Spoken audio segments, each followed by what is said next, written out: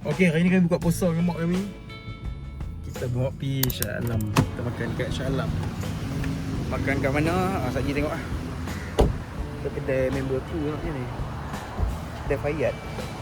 So ini kami makan nasi padang. Okey mak, nasi padang.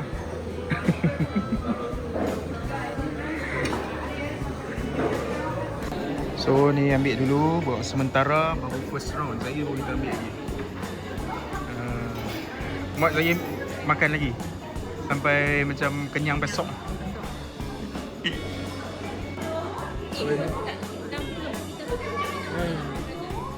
kita dah buat tripod, so kita letak kat mana aku. Jatuh. Ni kita letak kat tepi ni Dah tengah tunggu lagi, dah awal lagi, baru 7-9 minit, 7-10 kot. Lagi 10 minit. Lebih 10 minit.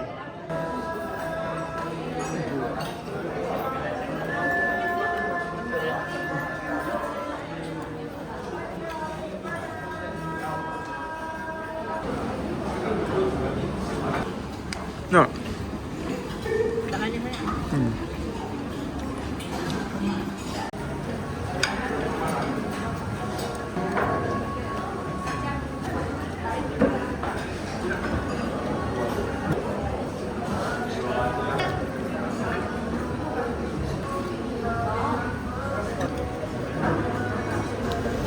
Dah makan dah.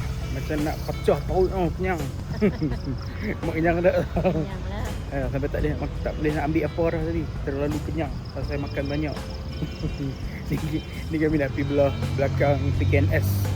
Sebab kat situ ada macam bazar-bazar Aidilfitri tu kan. Kita pergi tengok ada jual-jual apa. Jadi kat Aneka Walk. Teman mak kami tengok baju. Baju beli dah kan? Kau tak ni? Tak ni.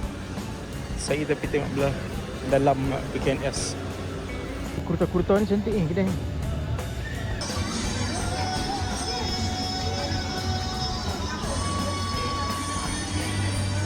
Siap lagi rambut lah. Siap lagi rambut lah. Last sekali tak beli. Tak beli sebab baju moden sangat. Saya tak pada nak balik utupan, nak buat ondang. Dia nak colour exactly macam colour dalam gambar. Mampus, kita kena beli cat.